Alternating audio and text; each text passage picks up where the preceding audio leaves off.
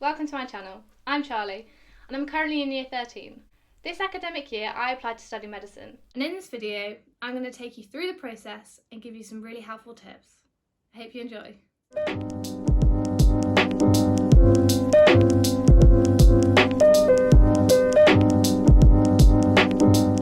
first thing I want to speak about is the actual application process. You will apply for UCAS, which is the University and Colleges Admission Service. Now, UCAS is very particular, and what they do is they aid you in your process for applying to higher education, such as universities. The UCAS deadline for most other courses is the 18th of January, but for medicine and universities such as Cambridge and Oxford, it is the 18th of October. For this reason, it is so important that you get your personal statement done and fill all of your UCAS application out correctly way before that date. Now, I'm not talking months, I'm just saying a week, 2 weeks before, so that you can send it to your school, they can check through it and make sure everything is perfect. You do not want to be that person that the school is chasing after to get your UCAS in so that they can check it. The last thing you want is for your UCAS to be sent off to your university without it being checked properly. There are different sections on the UCAS website. The section I filled out first was my GCSEs, purely because it was probably the easiest section because I know all my GCSEs, they're easy to access. So you put the GCSE you got, such as biology, you put the grade you achieved, a 7, 8, 9, 2, whatever, and then you put your exam board, so I did AQA. Once you have filled out your GCSEs, you can then fill out a section for your work experience. On this section, just like if you're applying to a job, you have to put a name and a number of the company or the person you worked for. The other part on UCAS, which is really important, is your A-levels. Now, on this section, it can be quite confusing because obviously you've been given predicted grades from your college or sixth form. So on this section, all you need to do is fill out the A-level you're doing, again, such as biology, and then fill out the exam board, but don't put a grade because you have not achieved this grade yet. I'm sure your college or sixth form will talk you through this, but just for clarification, don't put a grade because you have not achieved it yet. Here on UCAS, there's a section about you, about your personal life, such as your home address, contact numbers. You'll also put your sixth form or your college that you go to, and a name of a senior member of staff, so we put our head of sixth form. You'll also fill out your ethnicity, where you live, if you have any disabilities, and your sexuality. The next, and I think the most important part of UCAS, is your personal statement. Now, what I did was I wrote my personal statement on a Word document and then copied and pasted into the UCAS website. Now, this can be a little bit difficult because you have a set number of characters and you have a set number of lines, and often the number of characters and the lines don't add up, so you might go over the number of lines because you've put paragraphs in, but you're under the character count. Now, for this reason, you might choose not to put paragraphs in, but they are advised.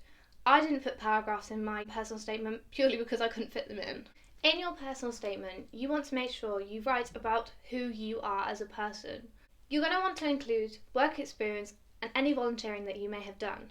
You also may want to include any time you have shown great leadership skills, as this can actually be really beneficial to show the university that you can work collaboratively with other people.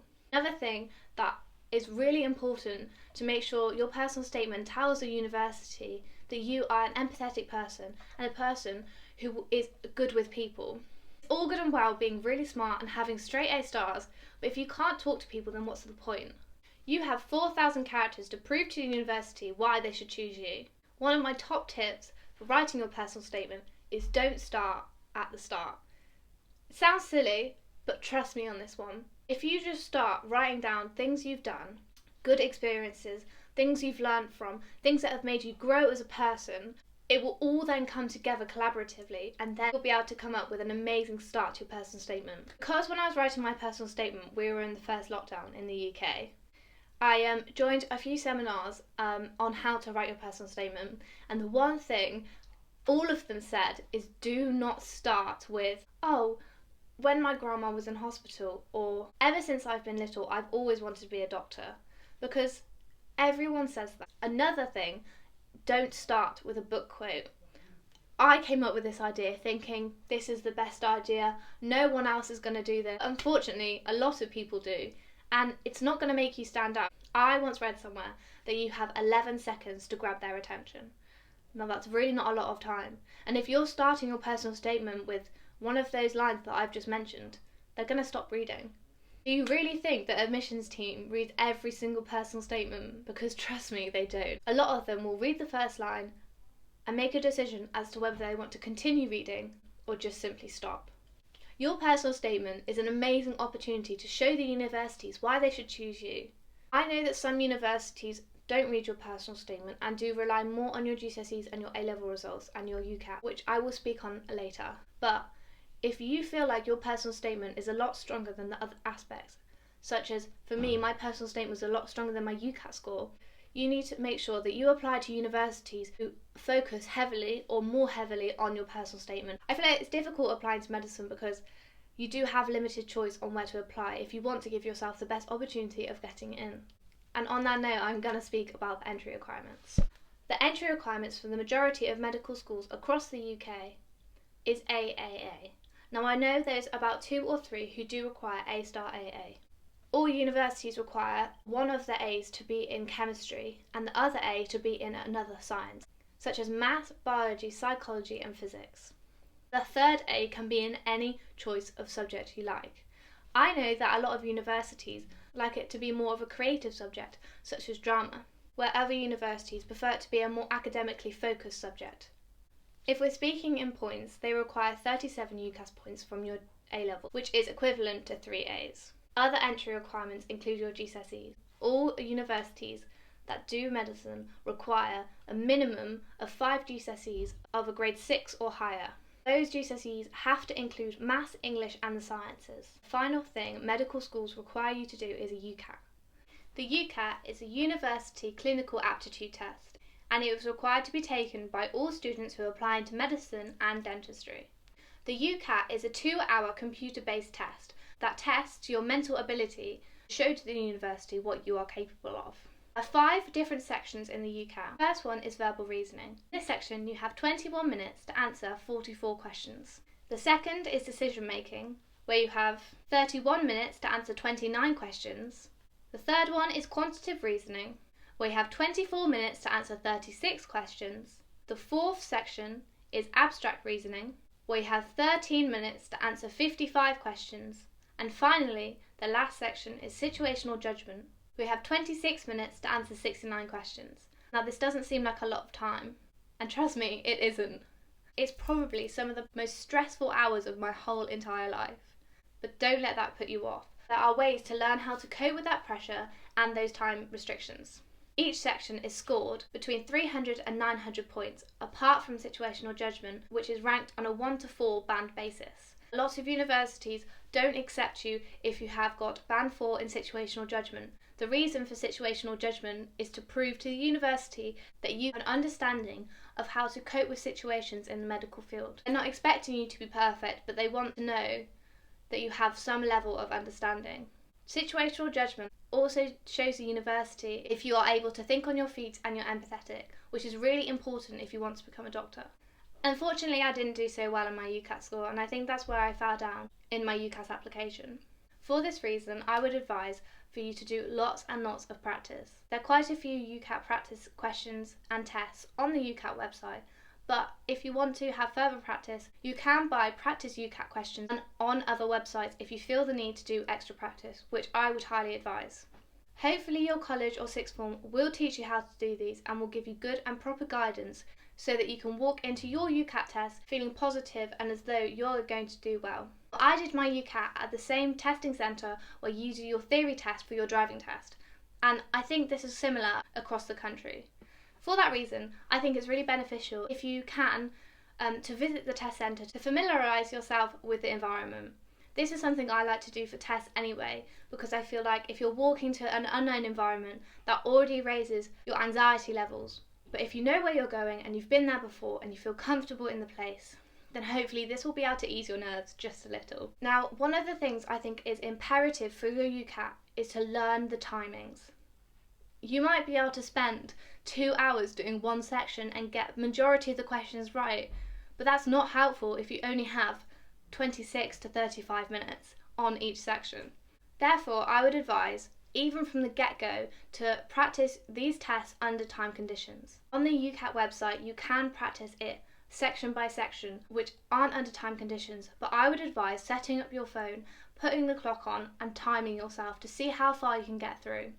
It's not about getting through every single question, but you need to get through a majority of them, about 70%, to be able to score highly, because you won't have gotten every single question right. You can also download the UCAT app on your phone so that you can practice when you're out and about if you have a spare minute. Another thing that I think is really important when you're doing your UCAT practice is to practice with the online calculator, because you can't take your own calculator into the test with you. Honestly, I think I spent more time trying to use a calculator on the test than I did doing the actual test and thinking about the questions.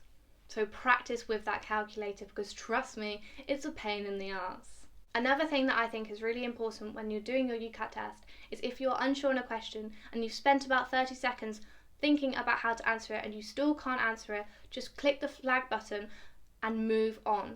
Don't dwell on one question, because you'll end up wasting time, and if you spent a minute and a half on one question, you've probably lost about 2 questions in that process. You're just going to be behind and you're just going to get stressed out. So make sure if you've spent about 30 seconds looking at a question, you can't do it, just flag it, and if you have time at the end, to come back to it. Another thing that I think is really important for this UCAT test is to go to the toilet before. You have 2 hours and they will not stop the clock if you need to go to the toilet. Another thing they do with the UCAT is they give you a whiteboard and a pen, and if you feel the need to, use it. You also need to make sure you brushed up on your mental maths, because in your quantitative reasoning, honestly, you're not going to have time to put each number in the calculator. You just need to be able to know your times tables off by heart. And finally, something else that I found quite handy in my UCAT test was having these headphones. They provide you with noise cancelling headphones so that you can focus, because they know how important this test is. There are other people in the room with you who more than likely are doing their theory tests. The last thing I want to say about the UCAT is you can only do one a year. They call it a cycle. So I did mine in September of 2020, so I now can't do another one until next September. So if you do badly in your UCAT for the year you are applying to medicine, unfortunately you can't reset it until the next year. Another thing that universities really like is if you have work experience or have been volunteering. These 2 things can really help to build your repertoire around the medical field, and so the universities feel as though you've been experienced and exposed to things in the medical field, and so can become a more well-rounded doctor. The last thing they want is loads of first years coming in and getting scared because they've never experienced anything like this before and dropping out. There's limited places already, and they don't want to waste their time or money on you if you're just going to drop out. Work experience and volunteering has been really difficult this year, and the universities have been more lenient with it. But companies have worked around it, and they've been doing online work experience, which has been really helpful. Fortunately, I managed to get work experience before COVID was even a thing, and in the summer of 2020. The best thing to do really is to be volunteering at a care home or a nursing home and to have had about a year under your belt. If you haven't done this, don't worry, it's never too late. Just make sure you're contacting nursing homes and asking them if they need any help. If you're fortunate enough to have parents or family in the medical field, I'm sure they will be more than happy to help.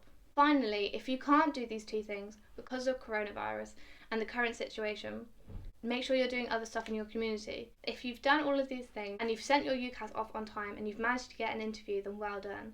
Often that's the hardest part. The majority of universities do MMI, which is multi-mini interviews. You have about 6 different sections and they expect you to speak for 5 minutes for each. Some sections will be situational, so they may give you a situation and they will have an actor playing a patient, and you will be a junior doctor, and you have to talk to them about the situation and come up with a good way of handling the situation, showing your empathy and your good communication skills. That is what they're looking for by doing these multi-mini interviews. Another thing they will probably do is ask you why you want to be a doctor. Make sure you have an amazing answer planned out in your head, because a lot of people stutter and they get stuck because they don't know what to say. Some people's motivation isn't in the right place. Make sure yours is. And if your motivation is in the right place, you should be able to answer this question easily. But trust me, plan it in your head so that you can speak confidently without stuttering.